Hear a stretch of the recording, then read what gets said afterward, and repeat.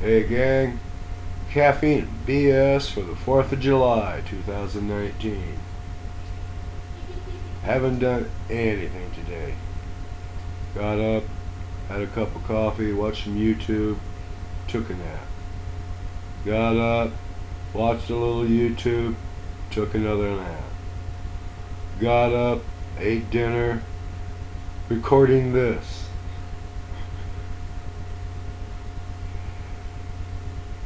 I don't know. It might be the toothache. I got a busted tooth, and the one 2 doors down from it wants to be yanked in a hurry. So the whole half of my head is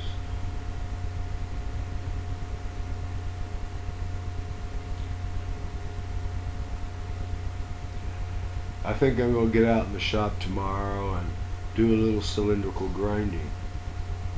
I may not take this whole setup up with me. I may just take my Fuji cam and shoot a bunch of 20-second video clips,